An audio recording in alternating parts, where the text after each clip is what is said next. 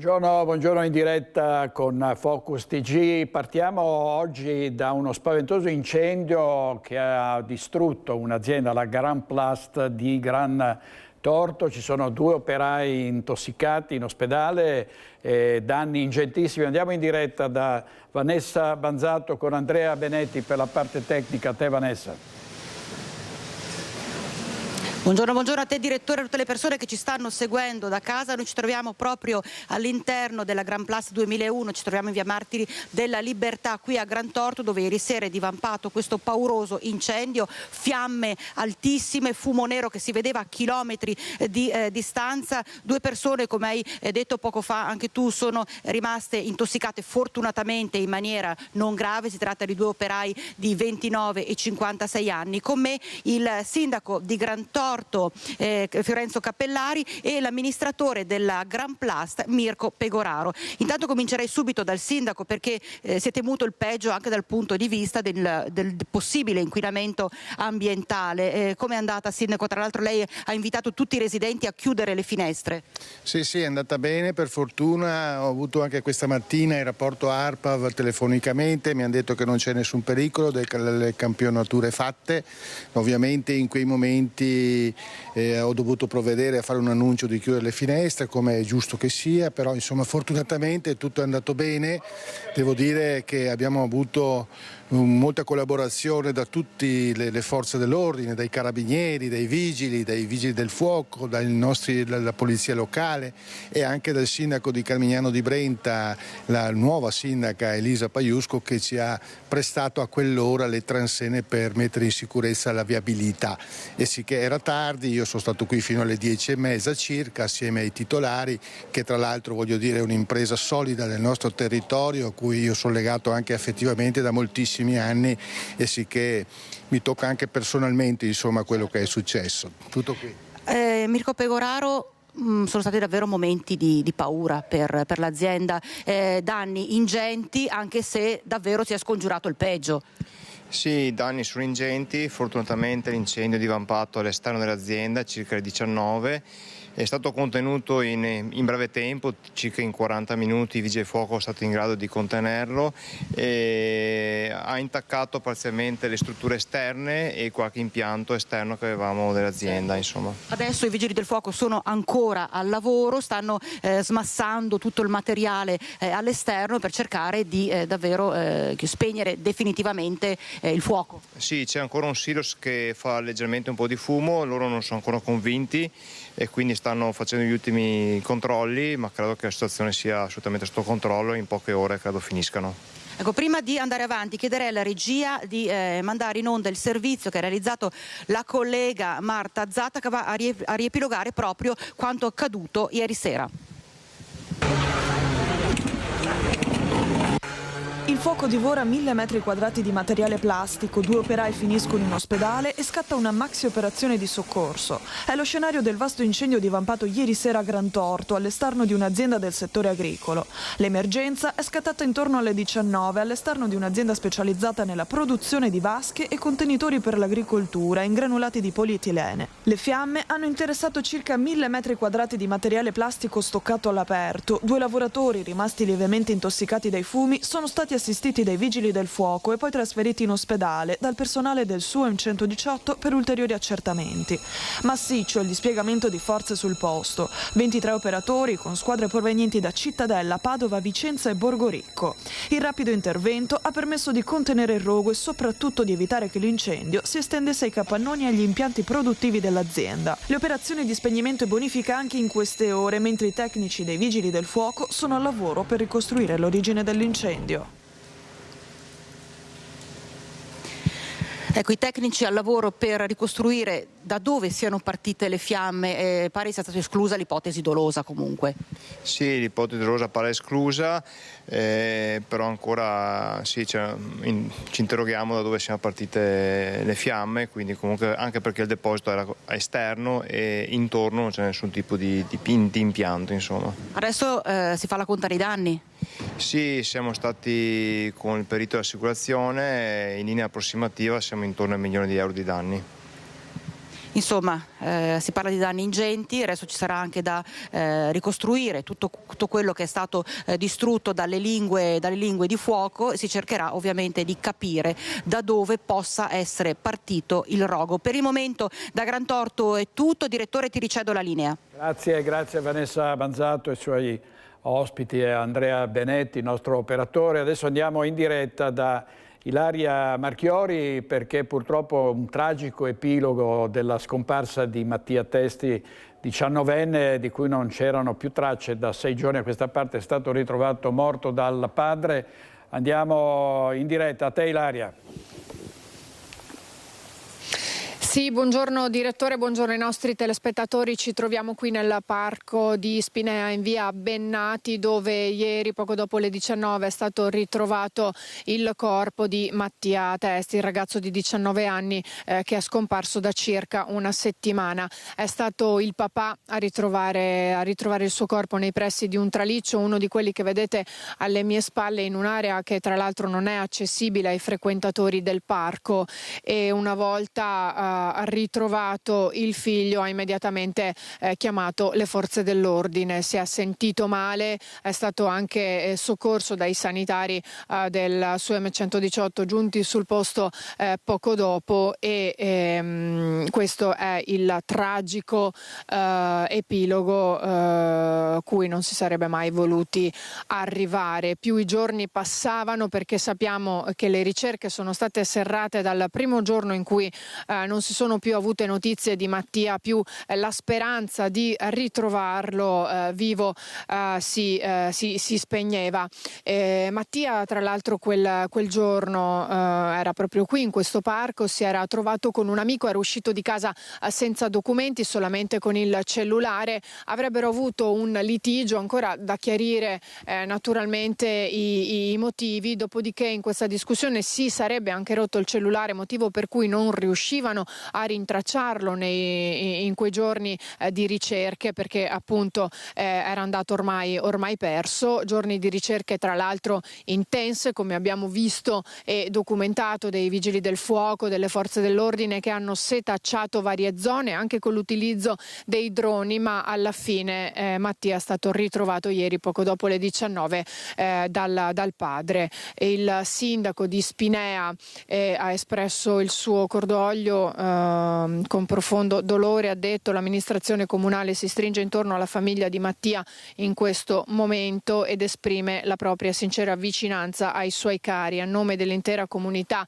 di Spinea, ha detto il sindaco Bevilacqua, desidero esprimere il più profondo cordoglio per questa tragica notizia. Poco dopo sono arrivate anche le parole del sindaco di Venezia, della città metropolitana, Simone Venturini, che ha detto: a nome mio e di tutta la città metropolitana esprimo profondo cordoglio per questa terribile tragedia. La mia vicinanza va alla famiglia, agli amici, ma anche a tutta la comunità spinetense. Oggi è un giorno molto triste per tutta la città metropolitana, ha concluso il sindaco Venturini.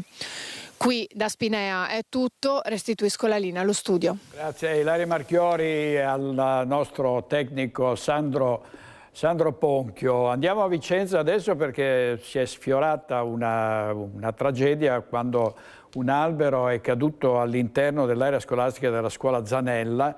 Le mamme ovviamente dei bambini in allarme. Per noi Luisa Bertini e Simone Squarcina. Sentiamo. A te Luisa.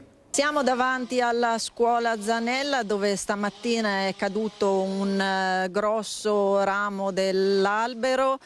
Siamo insieme all'assessore Spiller, all'assessore Selmo. Che cosa è successo stamattina? Si erano circa le 7 della mattina quando un ramo di un bagolaro molto antico, perché dovrebbe avere circa un secolo di vita, si è staccato, schiantandosi quindi sul cortile interno della scuola Zanella. Subito è stata fatta la segnalazione, è intervenuta il MCPS, sono usciti anche i vigili del fuoco e poco dopo sono iniziate le operazioni per la rimozione del ramo caduto, ma successivamente continueranno tra oggi e domani per la rimozione completa di questo bagolaro, che ha presentato appunto una cavità interna, diciamo, nel punto esatto in cui il ramo che si è schiantato si collegava al tronco. Ecco, ci sono monitoraggi continui, e questi alberi quale sarà il futuro? Sì, MCPS per conto del Comune fa il monitoraggio di tutte le alberature di proprietà comunale, che sono circa 50.000 in città, chiaramente anche con un'attenzione speciale in quegli spazi dove frequentati da bambini o comunque da persone come le scuole e i parchi gioco. Tanto che nell'ultimo anno abbiamo fatto quasi 200 abbattimenti di alberi segnalati come critici, quindi quando dei tecnici ci segnalano delle situazioni pericolose non abbiamo remore e interveniamo immediatamente per ripristinare la sicurezza. Questo albero non era segnalato come critico, appunto abbiamo visionato proprio il punto dove il ramo si è staccato dal tronco, abbiamo visto che lì c'era un'infiltrazione dovuta a una vecchia potatura ma di molti anni fa, che generava appunto un punto di accesso dell'acqua all'interno del tronco, causando un marciume proprio nel punto di innesto del ramo, e questo ha causato una minor tenuta statica di quel punto, del punto di innesto del ramo, e ne ha causato lo schianto improvviso. Assessore, al momento quanti bambini erano presenti in mattinata e che tipo di attività stanno facendo? Allora, il Plesso Zanella in questo momento ospita i centri estivi, perché la scuola primaria è finita, una ventina di bambini dei centri estivi seguiti da educatori professionisti nella rete dei centri estivi comunali, e circa una sessantina di bambini della scuola dell'infanzia Lattes che temporaneamente sono ospitati qui nel Plesso Zanella, perché quest'estate finiscono i lavori al Plesso Lattes e i bambini torneranno nella loro scuola dell'infanzia a settembre di quest'anno. Ecco, c'è chi parla di tragedia sfiorata. Sì, non è successo niente, per fortuna, è venuto non in orario scolastico, non in orario educativo, però insomma i protocolli di sicurezza delle scuole e anche dei centri estivi sono molto rigorosi, sono sempre accompagnati, seguiti e monitorati i nostri bambini e le nostre bambine, e l'azienda specializzata che è venuta stamattina, che verrà anche oggi pomeriggio, farà una seria valutazione dello stato di salute dei plessi qui alla scuola Zanella, e la speranza è già la prossima settimana di poter riaprire sia i centri estivi che la scuola dell'infanzia. Ecco, l'avete sentito, quindi monitoraggi ancora in corso per la giornata. Io ringrazio i nostri ospiti per essere stati con noi. Grazie Luisa Bertini e Simone Squarcina per la parte tecnica. Vediamo i giornali locali. Questa è una notizia da Tiene: molesta una donna e una ragazzina di 15 anni richiedente asilo in manette. Dopo l'arresto la prefettura gli ha revocato la misura di accoglienza, deve rispondere di violenza sessuale aggravata. E a Belluno è precauzionalmente ricoverata in terapia intensiva, è stata ricoverata a Treviso in realtà, la poliziotta di 55 anni che mercoledì è stata coltellata dal marito ex agente di polizia indagato per tentato omicidio. Tutti gli aggiornamenti con Tiziana Bolognani e Stefano Bozzi. A te Tiziana. Siamo in questura con il questore di Belluno Roberto Della Rocca per fare il punto sul tentato omicidio che ha coinvolto ai noi due poliziotti, uno ex poliziotto e invece Silvia De Martin, che tuttora è in servizio all'ufficio di gabinetto della questura di Belluno. Signor Questore, è un fatto che ha sconvolto due comunità, l'abbiamo detto anche ieri, la comunità di Santa Giustina, dove la coppia di coniugi vive con la figlia, e la grande famiglia della Polizia di Stato. Le chiedo subito come sta Silvia De Martin. Allora, dopo un primo momento di incredulità e di sgomento emotivo che ci ha colto di sorpresa l'altro ieri, abbiamo recuperato un po' di energia anche all'interno della comunità, come l'ha chiamata lei, della nostra questura, di tutti i poliziotti della provincia. Sta meglio, adesso è in attesa ovviamente di ulteriori visite perché ha ricevuto 2 fendenti all'addome. Quello che stiamo recuperando è un po' una forza di unità fra tutti noi. Ringrazio anche il sindaco con cui mi sono sentito ieri di Santa Giustina, perché sono 2 comunità piccole ma a confronto. L'apprensione nostra era principalmente dovuta allo stato di salute, e la famiglia, la Polizia di Stato si sta stringendo adesso insieme per le 2 famiglie coinvolte e soprattutto per la figlia ventenne. Insomma, questo dobbiamo operare una sorta di vicinanza assoluta nei confronti di questa ragazza. Noi ieri abbiamo riferito che la questura di Belluno, la Polizia di Stato, ha messo a disposizione un servizio di aiuto psicologico per entrambi i nuclei familiari, è così? Sì, noi ci stiamo attivando, ho sentito il nostro servizio medico di Roma per attivare anche all'interno della questura un intervento di uno psicologo qualunque poliziotto o poliziotta che voglia fare due chiacchiere, perché ovviamente è un avvenimento grave che va elaborato, ma vanno trovato anche le contromisure per cercare di capire, di reagire da parte nostra. Signor Questore, noi abbiamo parlato diffusamente di quanto è accaduto quel drammatico pomeriggio, ed è come dire, un evento che però per il titolo di reato, per il capo di imputazione che in questo momento viene ipotizzato dalla Procura di Belluno si differenzia dalle fattispecie previste dal Codice Rosso. Risulta anche a lei?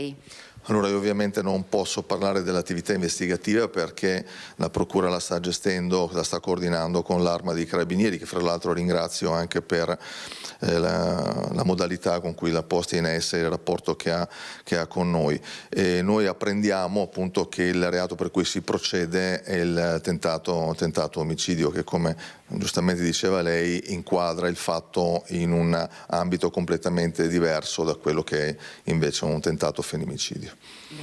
Allora ringraziamo il Questore di Belluno, questi gli aggiornamenti dell'ultima ora rispetto alle condizioni di salute di Silvia De Martin. Ricordiamo che Claudio Perot, anch'egli è ricoverato all'ospedale ed è in stato di arresto, piantonato dai carabinieri. L'evoluzione delle notizie le attendiamo per le prossime ore, anche con delle comunicazioni ufficiali che sono attese dalla Procura di Belluno. Grazie Tiziana Bolognani e Stefano Bozzi. Andiamo a Padova, dove agenti di polizia sono stati aggrediti da un tunisino di 43 anni, sono stati feriti per fortuna in maniera lieve. È successo al Portello a Padova. 3 poliziotti sono rimasti feriti, riportando prognosi di 7, 3 e 2 giorni. Ad aggredirli un cittadino tunisino, 43enne, che ha seminato il panico in zona Portello a Padova. Sono le 23:40 di mercoledì sera quando le volanti della questura sentono urla e un fragore di vetri infranti lungo l'argine del Piovego. Tra la folla della movida universitaria, gli agenti individuano un uomo che insegue le persone urlando con in mano una bottiglia rotta.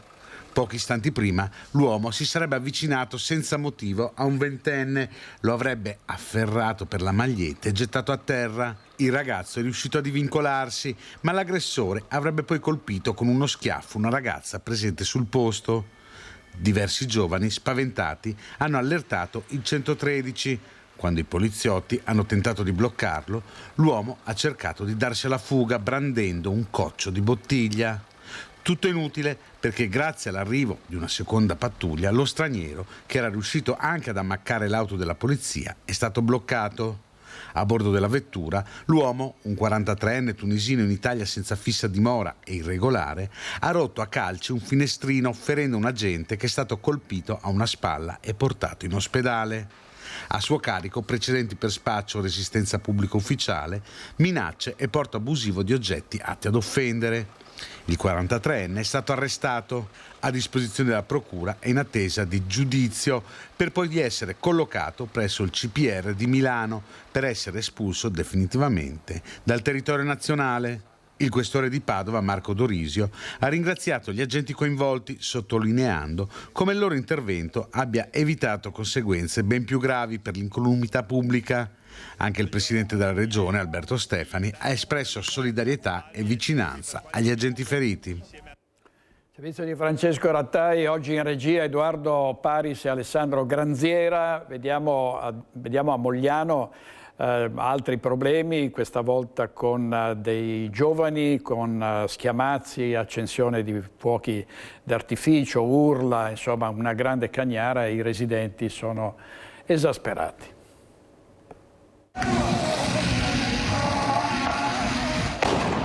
Nelle immagini eloquenti del telefonino si vedono 6 giovani radunati nella piazzetta di Corte Benedettina a 2 passi dal centro storico di Mogliano. Urlano, ascoltano musica ad alto volume e accendono una serie di fuochi d'artificio mentre si filmano con i cellulari.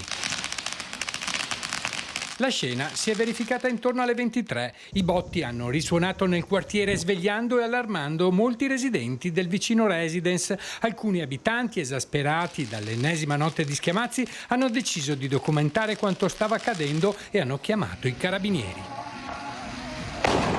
Quando la pattuglia è arrivata sul posto, però, del gruppo non c'era già più nessuna traccia. Questa mattina nella piazzetta erano ancora ben visibili i segni della serata, resti dei fuochi d'artificio esplosi, bicchieri abbandonati, mozziconi di sigaretta e bottiglie lasciate a terra. Secondo i residenti del residence Le Corti, non si tratterebbe di un episodio isolato. Da almeno 2 anni denunciano situazioni di degrado e disturbo della quiete pubblica. Di notte sono extracomunitari oppure anche bande di ragazzini dai 14 ai 16 anni che non mi spiego come possano essere alle 2-3 di notte ancora in giro, mangiano, bevono, bivaccano, lasciano poi tutto lì. Le scorribande, raccontano, avvengono soprattutto nelle ore serali e notturne, quando i gruppi di ragazzi si ritrovano per bere, ascoltare musica ad alto volume e fare confusione. L'altro anno invece qui davanti c'erano proprio bande di spacciatori che si accompagnavano pure a cani molossi, mastini, così. Adesso ci sono solo questi extracomunitari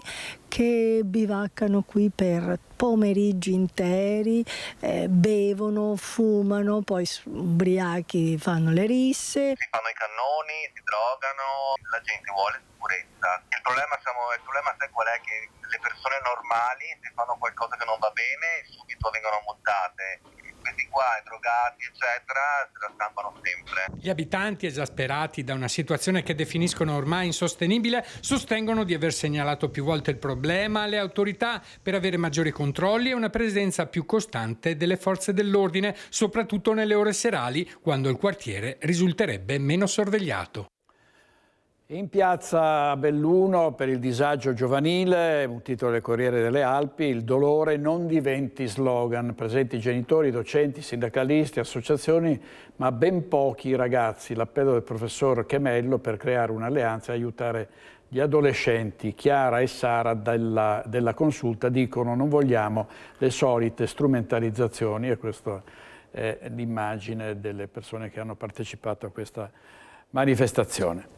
E un uomo ha minacciato con una mannaia il gestore e i clienti di un bar e poi è fuggito ed è stato individuato e denunciato dalla polizia locale. È successo a Vicenza. Una serata in un bar di Contrape Muro San Biagio a Vicenza viene rovinata quando arriva lui, un 48enne con precedenti e già noto alle forze dell'ordine, che comincia a discutere molto animatamente con alcuni clienti del bar affinché il titolare del locale riesca ad allontanarlo. L'uomo però torna dopo 10 minuti con una mannaia dalla lama lunga 12 centimetri con cui minaccia di morte i presenti.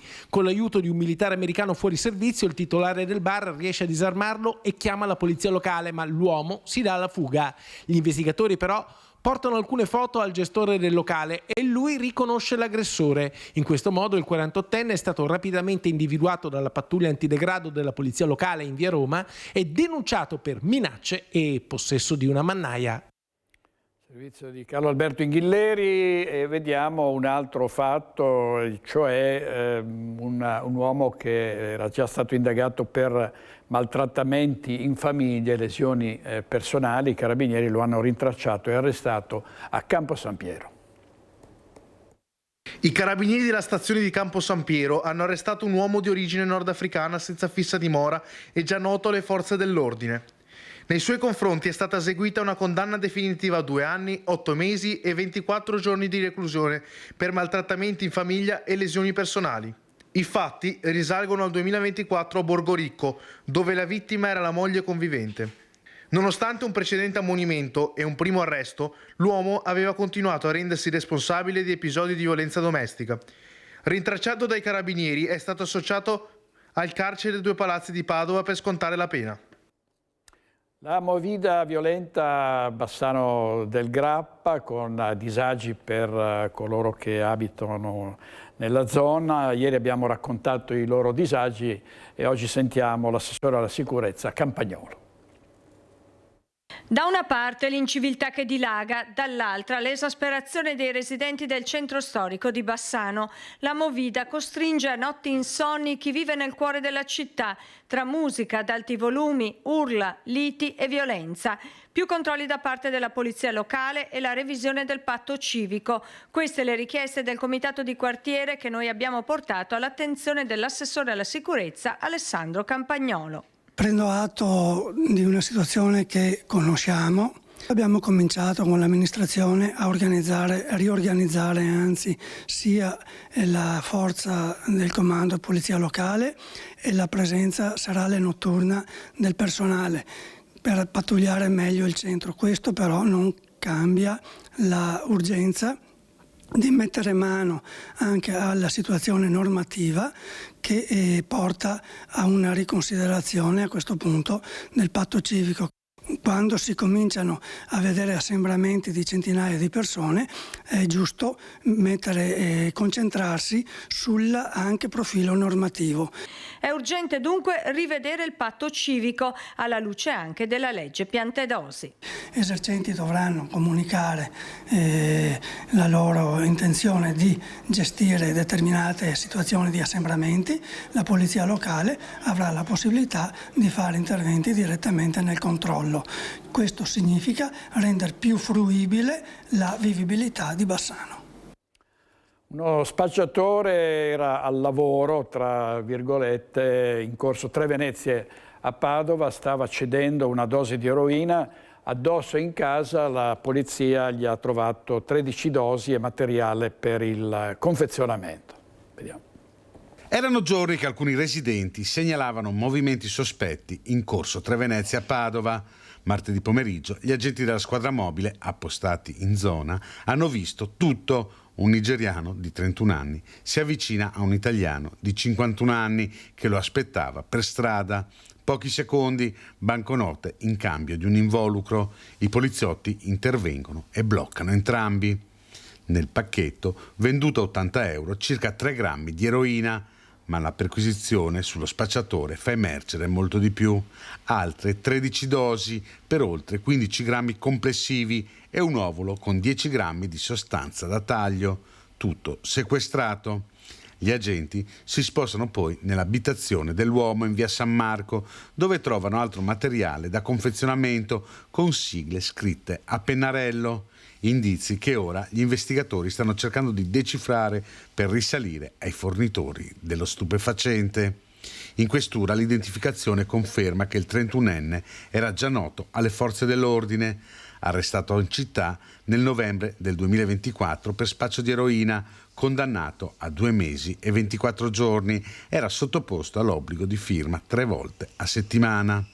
Il giudice per le indagini preliminari ha convalidato l'arresto e disposto la custodia cautelare in carcere. L'uomo si trova ora nella casa circondariale di Padova a disposizione della procura.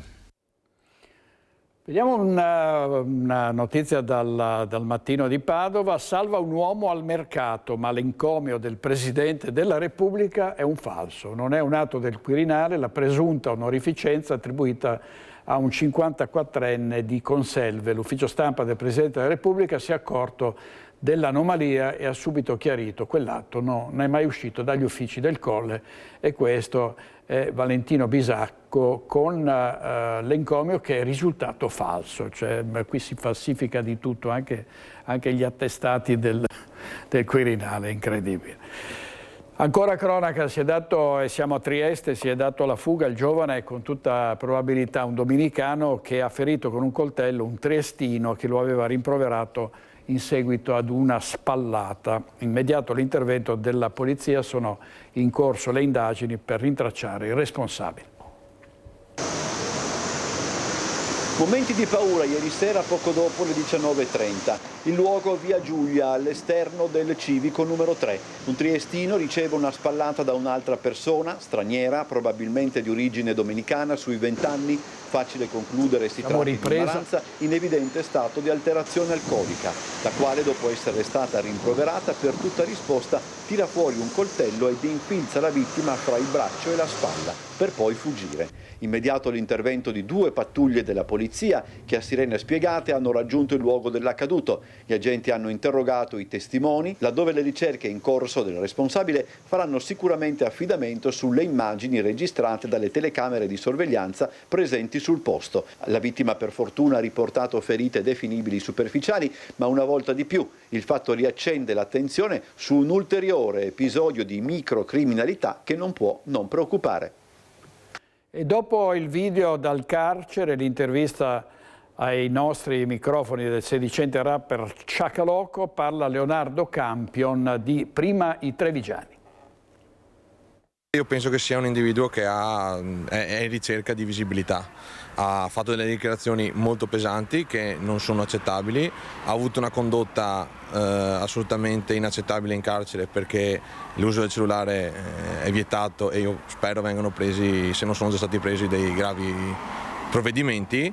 E quindi c'è poco da commentare. Ben venga se c'è bisogno qualche critica al sindaco, però ci devono essere dei modi che non prevedano la mancanza di rispetto. Telefonino in carcere con video performance di pessimo gusto insieme a 2 imputati per il delitto di Francesco Favaretto, poi gli insulti al sindaco. Oggi il profilo Instagram di Chaka Loco, sedicente rapper ospitato in una recente intervista anche dalla nostra emittente, è stato messo in modalità privata. La condanna unanime di toni e modi usati dal giovane nei confronti del sindaco e della comunità arriva anche da Prima i Trevigiani, ma il vero tema per Campion, che ricorda addirittura che una decina di anni fa il personaggio ebbe a che fare con alcuni militanti del suo gruppo, è quello della legalità e della remigrazione. Mi pare anche che abbia avuto a che fare con qualcuno dei nostri militanti un po' di anni fa e non credo sia andata molto bene per lui, però insomma non credo che sia una persona che debba continuare a rimanere nel nostro territorio.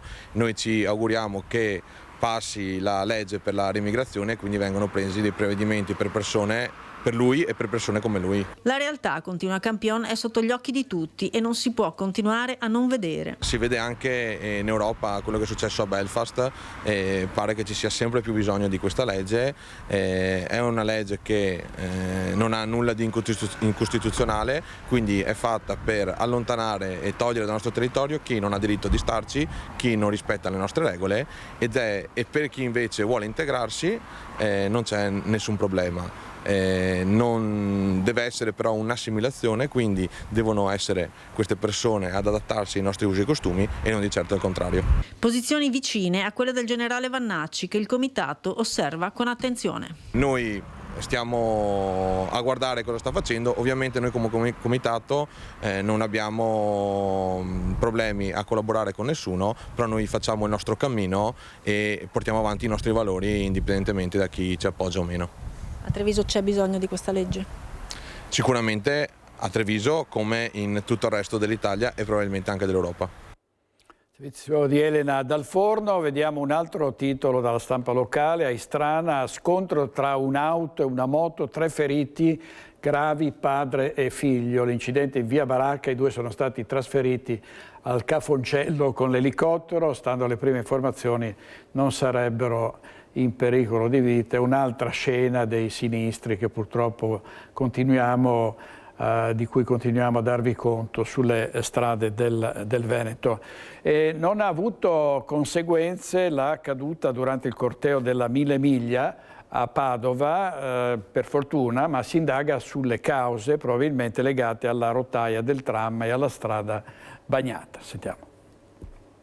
È stato dimesso dopo gli accertamenti ed è tornato a casa il poliziotto motociclista protagonista del video che è diventato virale della caduta durante la sfilata della Mille Miglia in via Aspetti a Padova. Lungo il percorso la gente ha improvvisamente perso il controllo della motocicletta durante l'operazione di scorta delle vetture storiche. Secondo quanto emerso dalle prime ricostruzioni della polizia locale, a causare la caduta sarebbe stata una combinazione di fattori. In particolare, la presenza delle rotaie del tram e il fondo stradale bagnato dalla pioggia avrebbero reso particolarmente insidioso il tratto di strada, provocando la perdita di aderenza del mezzo. Una situazione che può mettere in difficoltà anche motociclisti esperti, soprattutto durante un servizio operativo che richiede continui spostamenti e manovre per garantire la sicurezza della manifestazione. Ha suscitato molto scalpore a Padova il video girato sui telefonini di mezza città che riprende la scena in cui si vede la moto, dopo una breve corsa senza conducente, scontrarsi contro la sede della polizia locale, rischiando anche di investire 2 spettatori della storica carovana.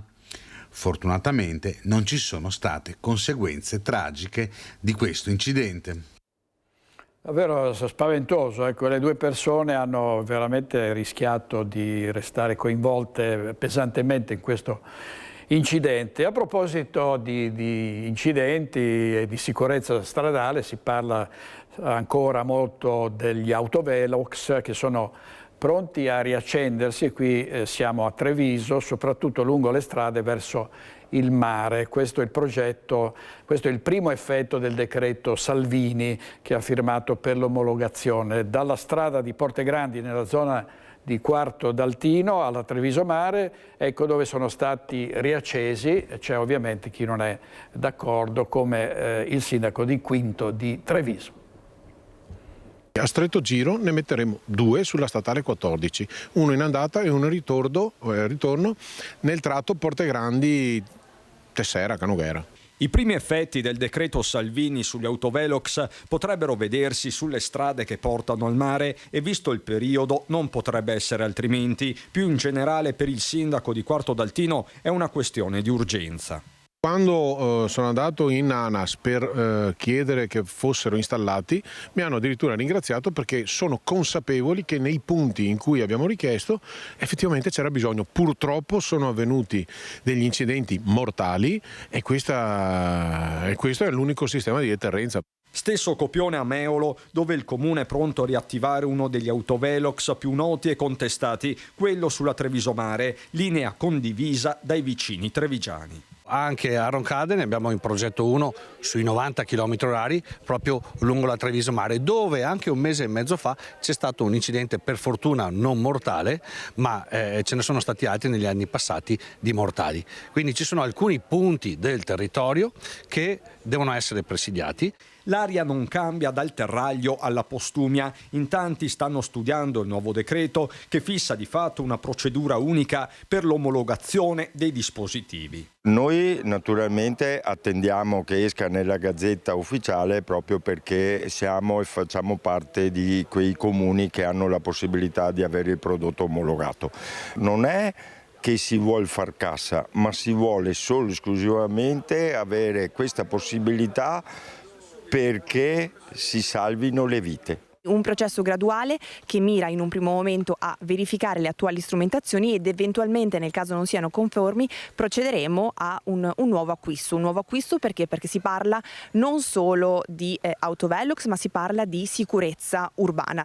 Fuori dal coro Ivano Durigon, sindaco di Quinto di Treviso, che per scelta non ha autovelox in dotazione né ha intenzione di acquistarli, meglio T-Red e controlli mirati. Lo strumento autovelox serve anche per la sicurezza, l'importante è che non si esageri, che non serva solo a fare cassa in determinati posti, perché è certo che là non si possono rispettare i limiti di velocità, quindi credo vanno usati col giusto modo. Il servizio di Christian Arboit, vediamo un altro titolo, la strage dell'autobus di Mestre, patteggiano in 7. Il 3 ottobre del 2023 ci furono 22 morti e 14 feriti, il via libera della procuratrice Dolci, a breve la data dell'udienza. In aula 7 dipendenti o ex lavoratori del Comune di Venezia, e questo era il mezzo che era precipitato, come ricorderete, dalla cavalcavia di Mestre. È stata ritrovata ieri senza vita l'escursionista neozelandese cercata senza sosta in questi giorni in Valle di Seren, dopo che la 68enne non si era presentata nella struttura prenotata per la sera di martedì ad Alano di Piave, da dove doveva pernottare conclusa la tappa del cammino retico. Il corpo della donna è stato recuperato ai piedi di un ripido pendio boscato a fianco del sentiero principale.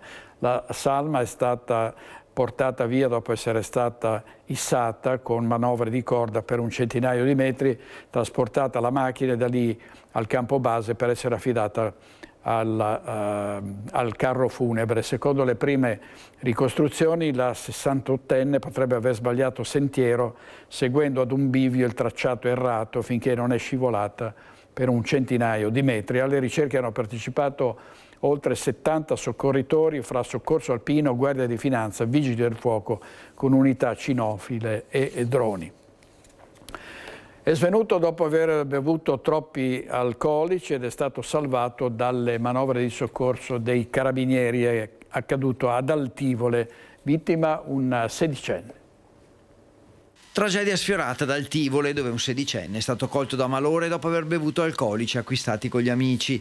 A salvarlo l'intervento dei carabinieri di Riese Pio X, che hanno notato il giovane steso a terra, immobile, privo di sensi, con una grave ferita alla testa e che rischiava il soffocamento. Immediatamente i militari, grazie alla loro preparazione, hanno praticato le manovre di primo soccorso, liberando le vie respiratorie del giovane e mettendolo nella posizione corretta in attesa dell'intervento dei sanitari del SUEM. Trasportato all'ospedale di Castelfranco Veneto, al sedicenne sono state riscontrate una grave intossicazione da alcol, la perdita di coscienza e la ferita che si è procurato cadendo a terra. Sull'episodio sono in corso accertamenti da parte dei carabinieri, ma gli alcolici sarebbero stati assunti dal giovane dopo l'acquisto avvenuto in un altro comune insieme ad alcuni amici. Un ringraziamento per l'intervento dei carabinieri del 118 è arrivato anche da parte del sindaco Dorino Zilio. Servizio di Federico Fusetti e vediamo il maxi sgombero. Torniamo su questa vicenda alla nave di Altobello a Mestre. Ci sono stati nuovi tentativi di occupazione che sono stati immediatamente bloccati. Nei prossimi giorni sono stati annunciati altri interventi in questo grande edificio che il Comune di Venezia vuole poi demolire. All'indomani del maxi sgombero qui alla nave di quartiere Altobello a Mestre, la situazione dei condomini è questa. Tutte le finestre e le porte d'ingresso sono state murate, ma questa notte sembra che qualcuno abbia tentato di entrare nuovamente. L'ennesimo tentativo di occupazione però non è andato a buon fine, perché le persone che avevano cercato di riappropriarsi di 2 alloggi sono state scoperte e cacciate nuovamente. Poi gli operai si sono messi al lavoro per murare ogni possibile accesso.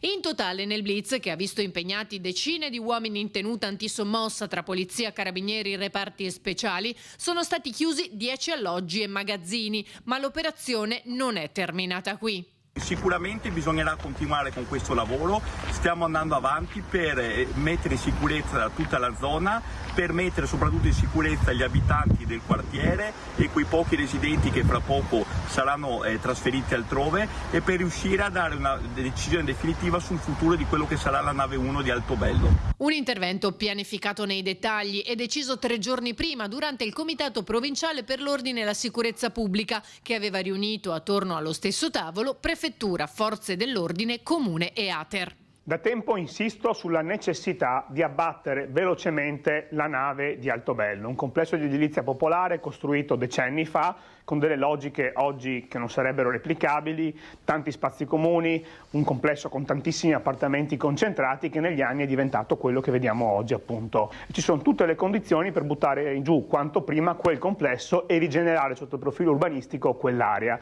con interventi di qualità capaci appunto di consegnare al territorio un nuovo quartiere ad Altobello e completare il percorso di riqualificazione dell'intero distretto.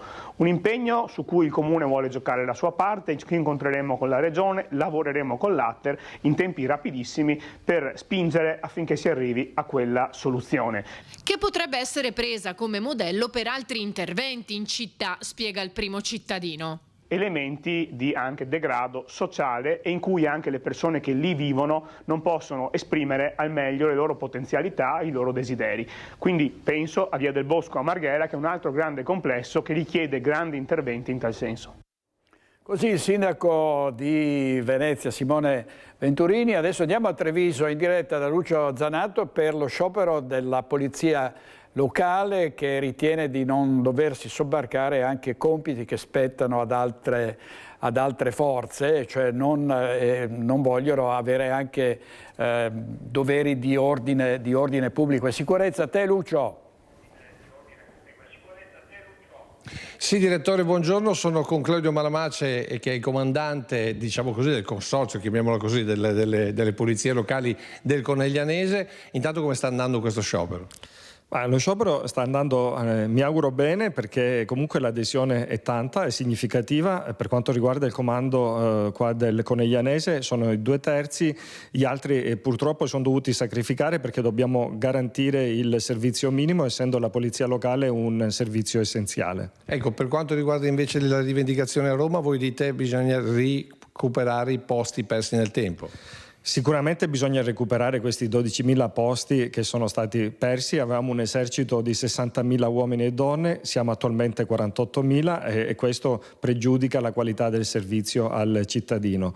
Ma la cosa più importante sono le tutele che devono essere parificate a quelle delle altre forze dell'ordine, perché ormai il servizio che i cittadini ci chiedono e che anche le forze dell'ordine ci chiedono in affiancamento a loro è un lavoro simile a quello che fanno i carabinieri o la polizia, quindi non vedo per quale motivo su una stessa operazione ci sono persone con tutele diverse, con strumenti diversi, perché non abbiamo accesso a determinate banche dati e soprattutto abbiamo anche delle competenze sul territorio che spesso ci portano anche ad andare oltre il territorio di competenza.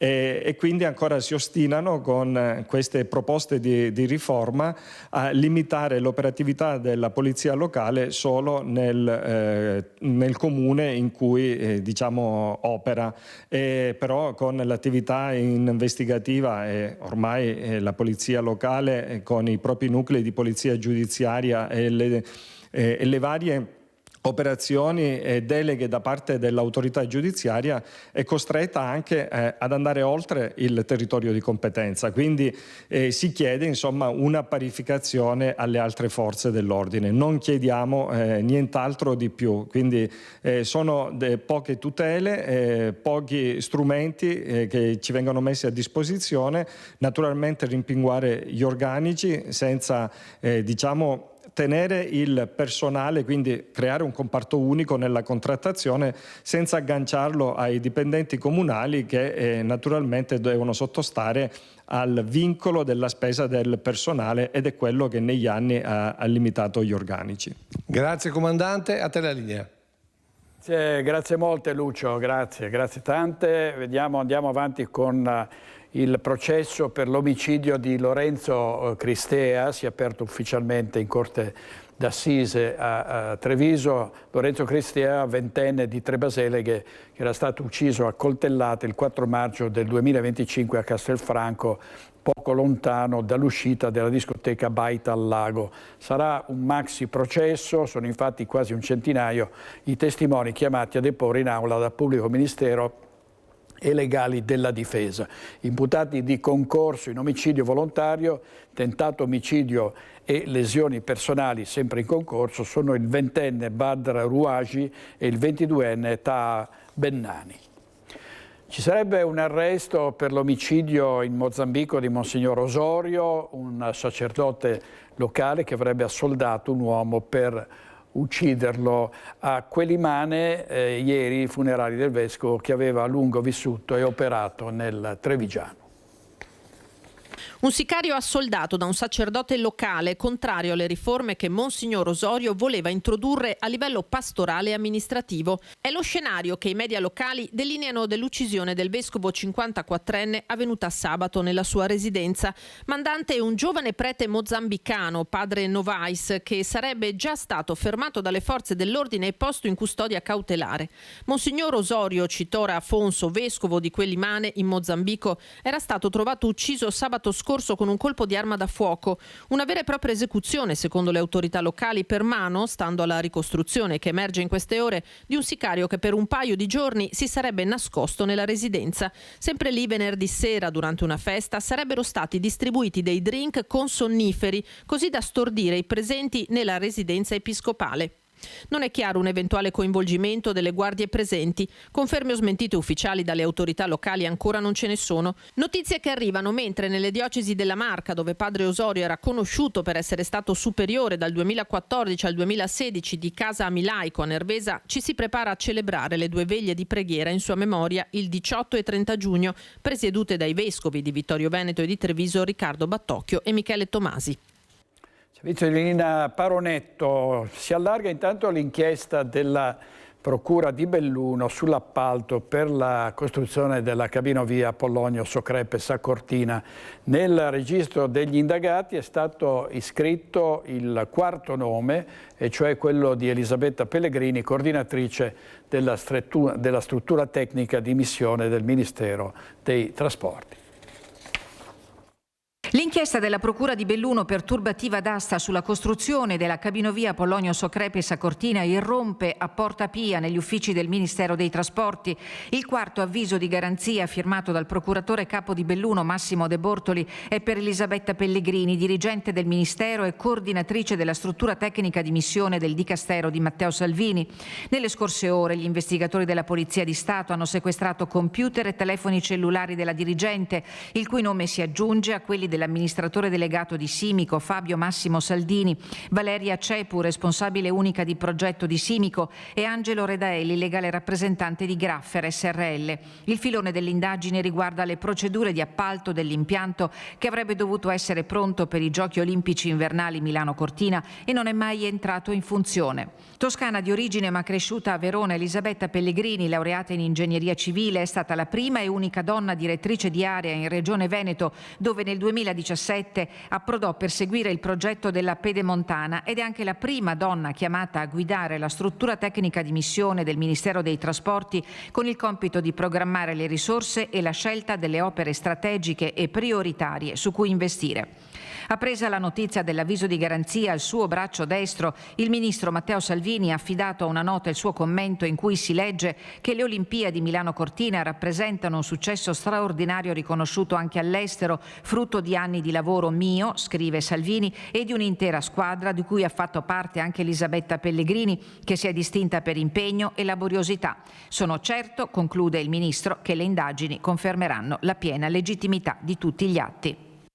Servizio di Tiziana Bolognani, le Fiamme Gialle hanno contestato un'evasione per circa 130.000 euro ad una fantomatica associazione sportiva di Auronzo di Cadore, dietro la quale si celava una vera e propria attività commerciale che era sconosciuta completamente al fisco.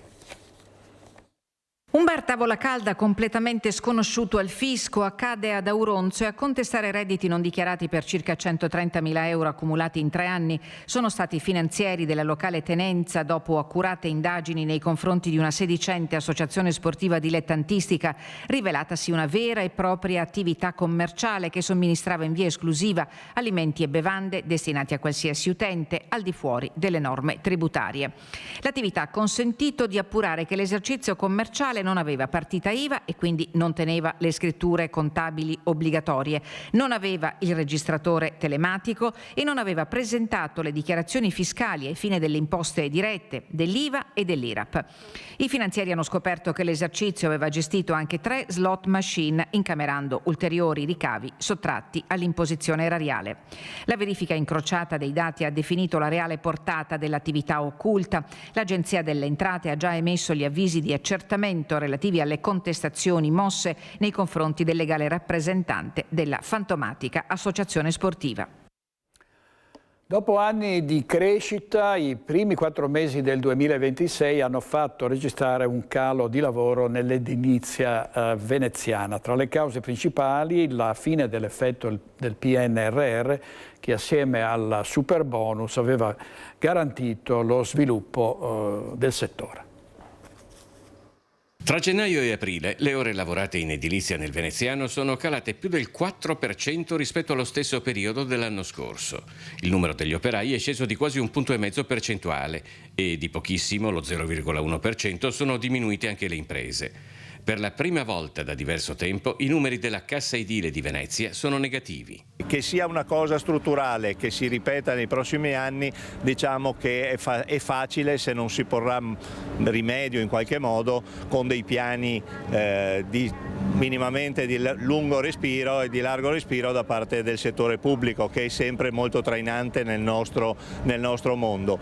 Non a caso proprio oggi nella nostra assemblea pubblica parleremo dell'abitare e del piano casa, che finalmente sembra incominciare il suo percorso. In attesa di piani di lungo respiro del settore pubblico, c'è anche da dire che il calo attuale arriva quasi fisiologicamente dopo una crescita del settore determinata dagli arrivi in sequenza di 2 provvedimenti eccezionali come il superbonus edilizio e i fondi del PNRR. Il lavoro che arriva dal settore privato non è invece in un periodo particolarmente florido e l'assenza di vantaggi fiscali comporta un problema di lavoro grigio, cioè di lavori formalmente regolari ma con violazioni fiscali e contributive. Fintanto che non si dà la possibilità nei lavori di ristrutturazione di andare a scontare almeno in parte l'intervento che viene fatto, il privato non ha nessun interesse di portarsi a casa una fattura. La fattura che serve per le garanzie, per la sicurezza, per 1000 cose, però si sa, alla fine si guarda al domani, non si guarda al lungo periodo, e per cui la gente preferisce pagare meno oggi e ci penserà poi se i lavori sono fatti male o se avrà dei problemi. Sperimentazione conclusa all'area degli istituti scolastici di Schio, dove è stata chiusa al traffico la viabilità. Da adesso la sperimentazione, parliamo di sicurezza, diventerà definitiva al fine di mettere i ragazzi durante gli accessi alle scuole nella situazione di rimanere incolumi. Andiamo da Luisa Bertini in diretta da Schio. A te, Luisa. Sì, buongiorno direttore, buongiorno ai nostri telespettatori, buongiorno anche al nostro ospite, l'assessore Alessandro Maculan. Siamo a Schio in questa che è stata ribattezzata la nuova Piazza Campus. Perché? Perché siamo nel cuore degli istituti studenteschi, dove a partire da febbraio è partita una sperimentazione con la chiusura della strada negli orari di punta, quindi per mettere in sicurezza appunto gli studenti, sperimentazione che riparte adesso da settembre. Dunque, assessore, in che cosa consiste? E adesso vediamo tutto colorato qua. Sì, Piazza Campus è un incredibile esperimento di urbanistica tattica partecipata che ha visto in questi anni la costruzione di un grande gruppo di persone, di cittadini, di studenti, anche non necessariamente scledensi, che hanno davvero dato vita a questo luogo. Prima questa era una corsia stradale occupata al massimo per 20 minuti al giorno dai mezzi.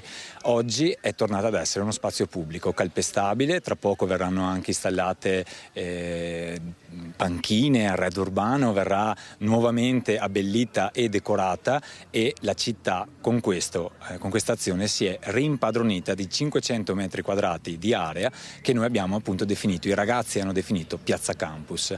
Ecco, studenti in sicurezza, perché di fatto qua stiamo parlando di una cittadella degli studi che riguarda 4.500 studenti, quindi immaginiamoci all'uscita così come all'ingresso assembramenti notevoli, insomma l'avete messi in sicurezza e poi l'avete anche coinvolti, o meglio il progetto è partito da loro, l'avete coinvolti, poco fa stavano ancora dipingendo.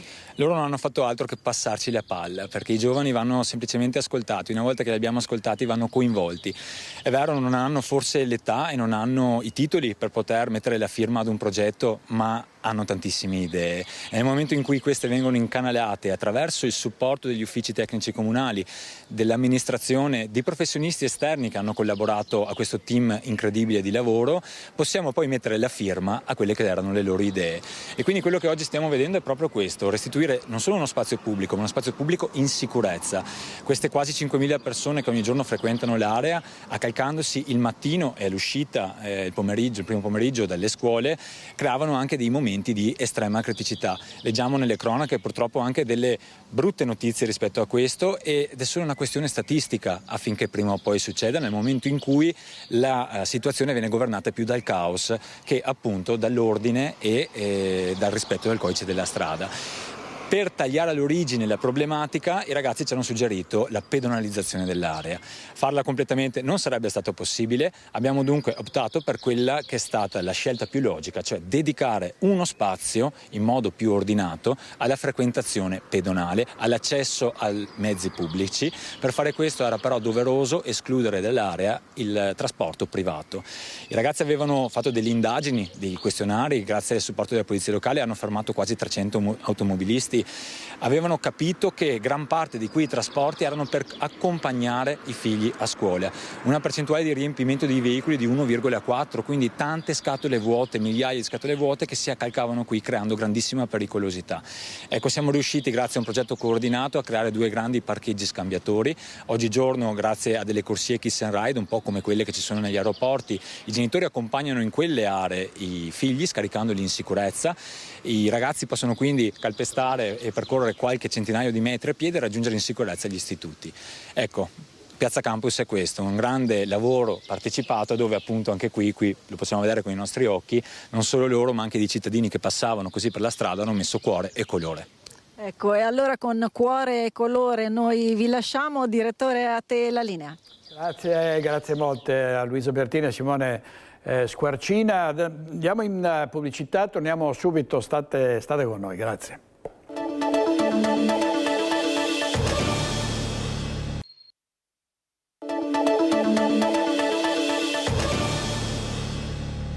Tamponamento tra 2 tiri e un furgone a metà pomeriggio di ieri sulla 4 tra Cessalto e Noventa di Piave in direzione Trieste.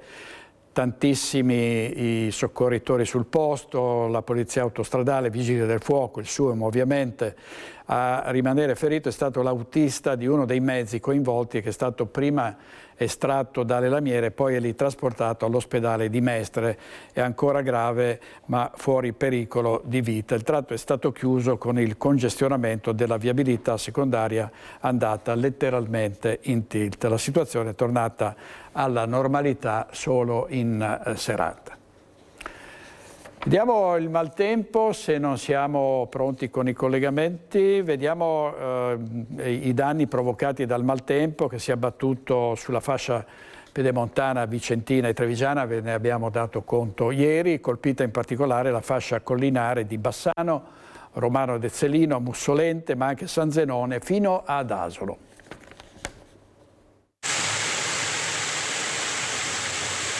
Il giorno dopo la violenta grandinata che si è abbattuta lungo tutta la fascia pedemontana vicentina e trevigiana da Breganze a Bassano, da Mussolente ad Asolo, è il momento della conta dei danni.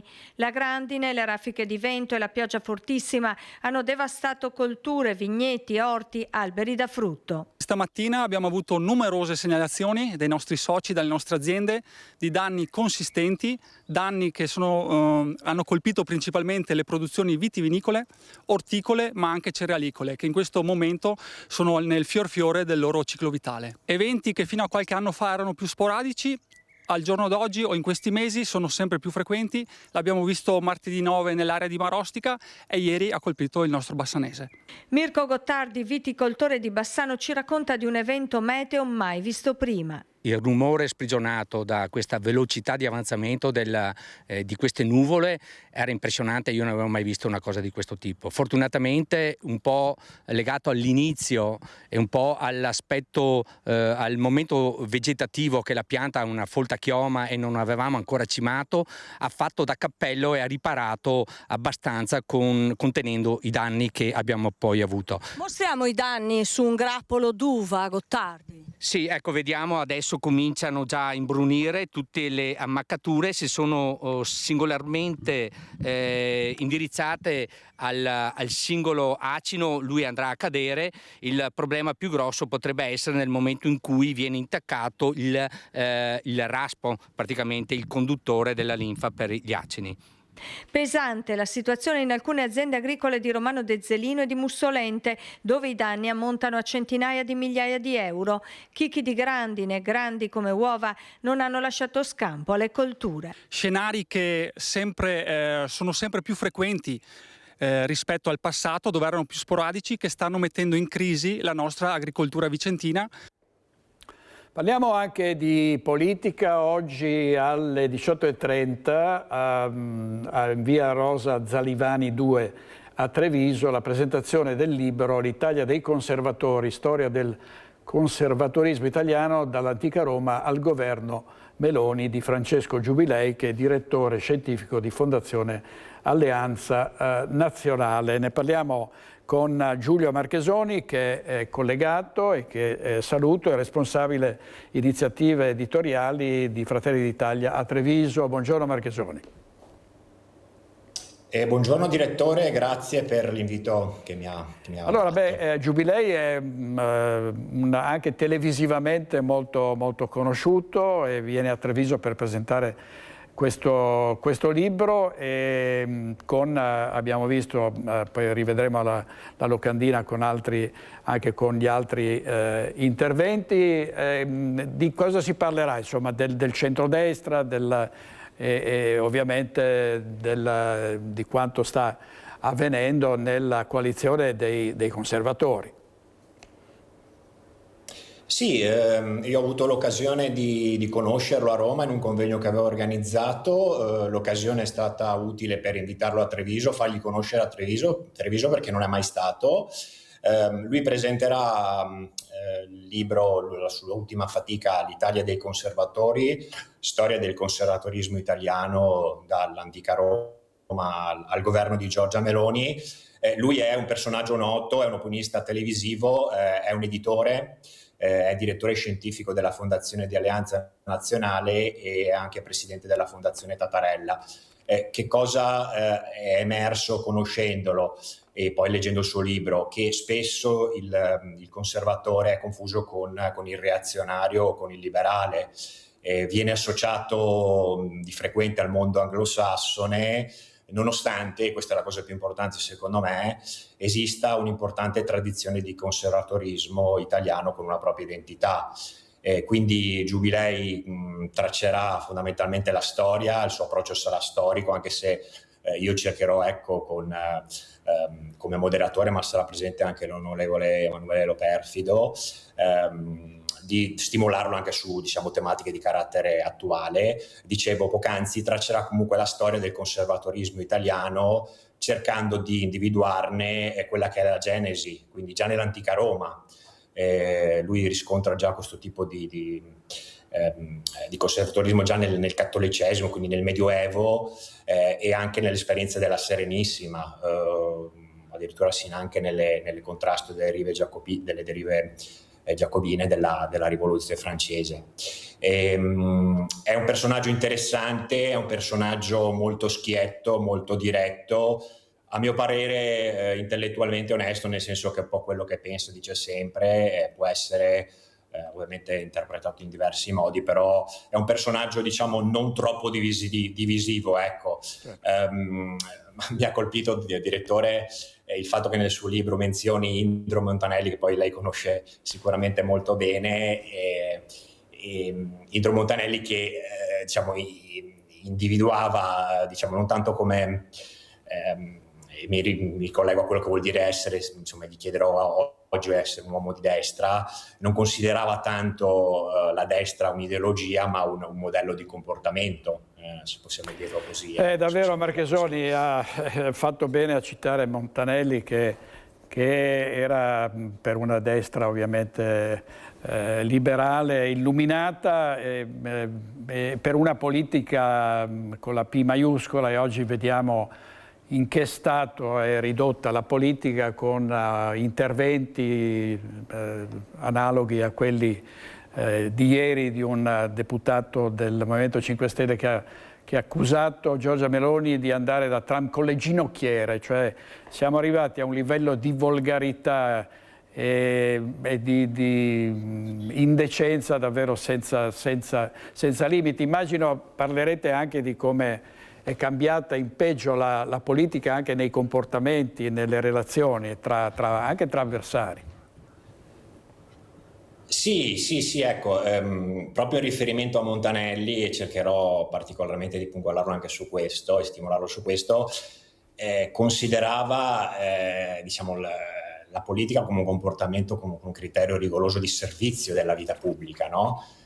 Un centrodestra che non solo accetta, ma che tendenzialmente, compatibilmente con i vari equilibri, non solo accetta, dicevo, ma vuole le riforme, vorrebbe le riforme.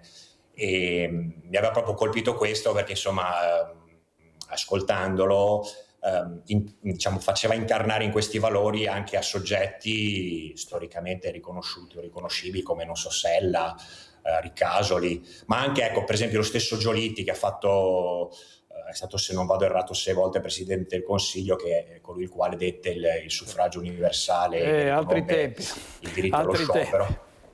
No. Grazie molte,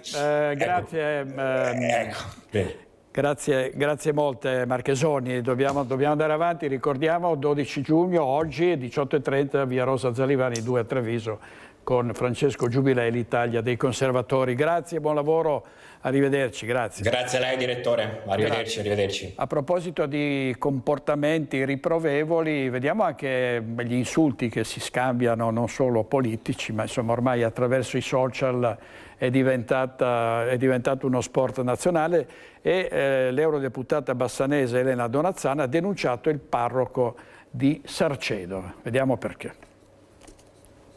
Mamma mia, che personaggio squallido e miserabile. L'ha riferito a me. L'ha riferito a me in un mio post. Elena Donazzan, europarlamentare bassanese di Fratelli d'Italia, affida un video il suo attacco al parroco di Sarcedo, Fabio Miglioranza. Lo scontro nasce da una vicenda che ha acceso il dibattito sul progetto di solidarietà delle scuole elementari di Marostica a favore dei migranti. Un'iniziativa sostenuta da insegnanti e famiglie, cui aveva fatto da contraltare la presa di posizione della stessa Donazzan. Una presa di posizione che aveva però suscitato la reazione di Don Fabio Miglioranza, che sui social è intervenuto con parole molto dure contro la politica. Secondo Donazzan, alcuni passaggi hanno oltrepassato il limite della critica politica. Sarà comunque il giudice a stabilire se è vero oppure no, per trasformarsi in un attacco personale. Tra le espressioni contestate, quella in cui il sacerdote ha definito l'europarlamentare personaggio squallido e miserabile. Parole che hanno provocato la reazione social di Donazzan. A difesa del sacerdote, il consigliere regionale di AVS, Carlo Cunegato, afferma che Don Fabio è dalla parte degli ultimi, mentre Donazzan è dalla parte opposta, quella di chi ha sempre usato la religione come strumento dei dominanti. Donazzan conclude. Don Fabio Miglioranza, io ti perdono, oggi è domenica, io ti perdono e ti denuncio.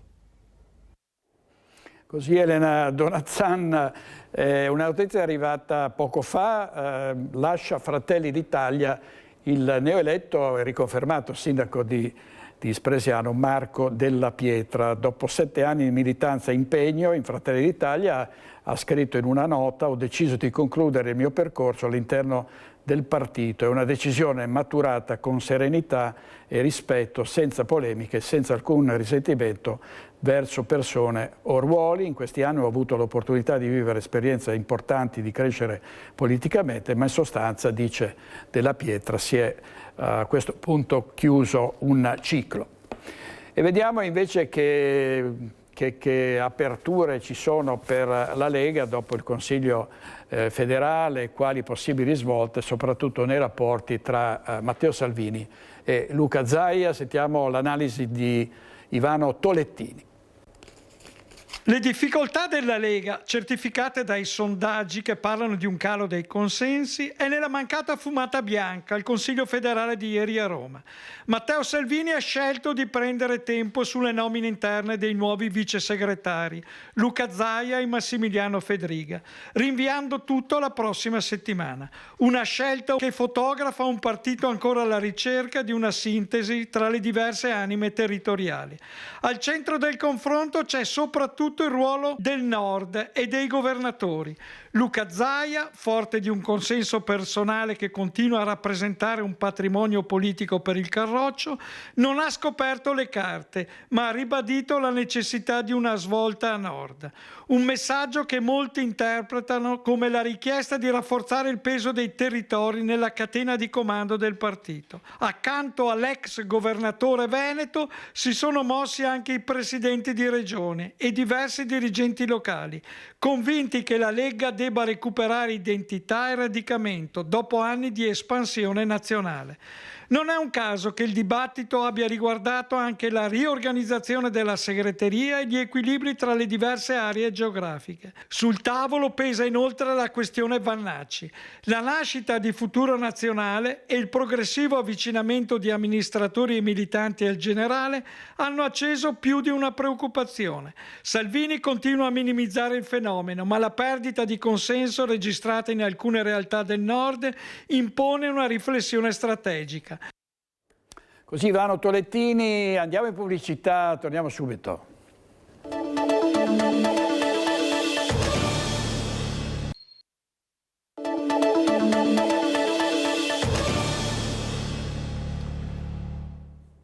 Ormai è contro la rovescia per la festa di Sant'Antonio, il messaggio che ogni anno viene inviato alla città e al mondo intero dal vescovo di Padova, Monsignor Claudio Cipolla, e dal rettore della Basilica del Santo, Fra Antonio Ramina. Ovviamente domani mobilitazione di uomini e mezzi di Rete Veneta per darvi conto proprio dall'alba al tramonto della festa del Santo. Sant'Antonio ci parla, interroga, attira a sé e lo fa a cerchi concentrici dal luogo della sua sepoltura in Basilica alla città di Padova, all'Italia, fino a raggiungere davvero tutti i paesi del mondo. Si apre una visione universale, il messaggio congiunto che in occasione del 13 giugno scrivono insieme il vescovo di Padova, Monsignor Claudio Cipolla, e il rettore della Basilica del Santo, Fra Antonio Ramina. Antonio, testimone del silenzio, della pace e della giustizia. Questo è il titolo scelto per invitare, attraverso l'intercessione del Santo, a valorizzare il silenzio che feconda la parola, la pace invocata a partire dalle nostre relazioni quotidiane, la giustizia nel prendere le difese, come fece Sant'Antonio, delle persone povere, fragili, senza voce. In attesa della festa del 13 giugno non si fermano lo stupore e la meraviglia anche della comunità francescana dei frati per una devozione che antica continua a rimanere significativa nel tempo. Le persone che si avvicinano a Sant'Antonio, che esprimono nella loro vita un affetto, un'amicizia per lui, hanno nel cuore tantissimi desideri, tantissimi sogni, per cui ritroviamo persone che davvero vedono in Antonio un luminoso interprete del Vangelo. Altre persone invece riconoscono in Sant'Antonio il volto di una persona amica che sta loro accanto, che le accompagna nel cammino della fede. Ecco, credo che questi due aspetti siano profondamente intrecciati: trovare in Antonio un esempio e trovare in Antonio un amico che ci accompagna. Quarto scudetto negli ultimi 5 anni per il Trissino, il dominatore assoluto dell'hockey su pista nazionale, ma Bassano cede con onore dimostrando di essere sulla strada giusta. Ancora Trissino, per la quarta volta negli ultimi 5 anni lo scudetto è suo. La formazione di Thiago Sosa conquista in trasferta in gara 4 il tricolore, battendo un volitivo Bassano per 2-1 al Palau Broker e chiudendo così la finale scudetto davanti a 3.000 persone. A rompere l'equilibrio per Trissino all'8° è Gioele Piccoli, che trova la rete del vantaggio bluceleste. Nella ripresa arriva anche il raddoppio firmato da Guillermo Silva, un colpo che sembra indirizzare definitivamente la sfida. Ma il Bassano di Alessandro Bertolucci non si arrende. I giallorossi reagiscono con orgoglio, accorciando le distanze con Montigel e cercando il pareggio. Il momento chiave arriva quando Giuliani si fa parare il rigore in movimento. Poteva essere la svolta della gara, ma il portiere Zampoli si supera e respinge, mantenendo il vantaggio ospite. Nel finale il Bassano tenta l'assalto disperato. Sostenuto dal il calore del pubblico, ma la difesa blu-celeste regge fino alla sirena della festa. Scatta così la gioia del Trissino, che completa una stagione straordinaria. Per il club vicentino arriva un prestigioso triplete: Supercoppa Italiana, Coppa Italia e adesso Scudetto.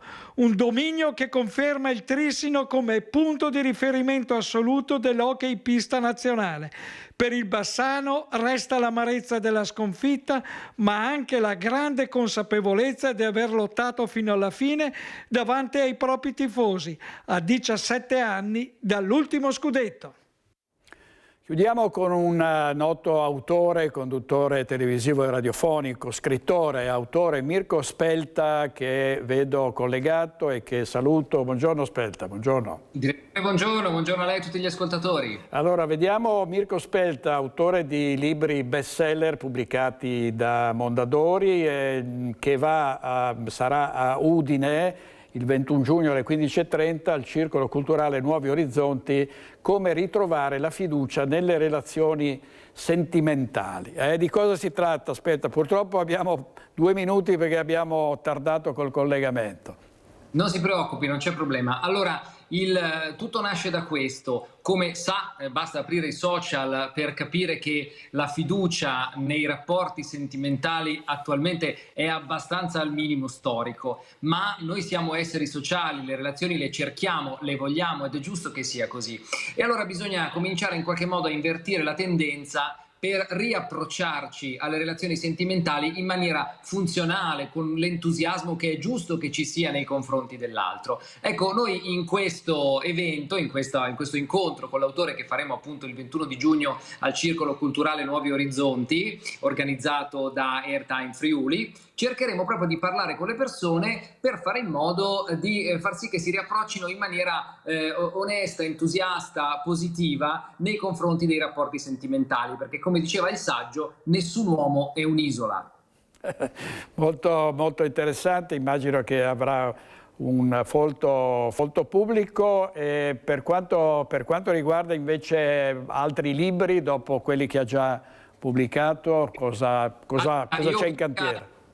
Grazie, io ho pubblicato Avere un uomo è facile, il problema è tenerselo, con una piccola casa editrice un po' di tempo fa. Poi ho pubblicato, chiedo scusa per il titolo, ma il titolo è questo: Scusa se ti chiamo stronzo, sì. Prima con Mondadori e adesso su Amazon.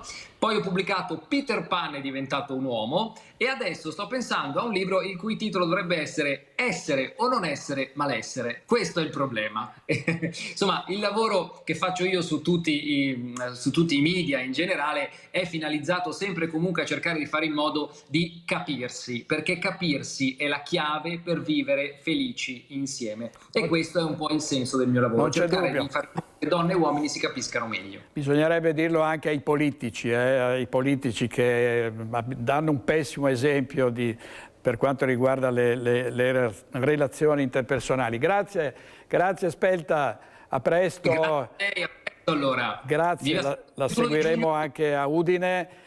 Chiudiamo con non gli ospiti, ma l'ospite di questa sera a Focus, Emanuele Filiberto, l'erede di Casa Savoia, sarà in diretta a partire dalle 21:15 circa, e poi a seguire un notissimo psichiatra, Paolo Crepet. È tutto per oggi, grazie a Edoardo Paris e Alessandro Granziera in regia. Ci vediamo stasera a Focus alle 21:15 circa. Buona giornata.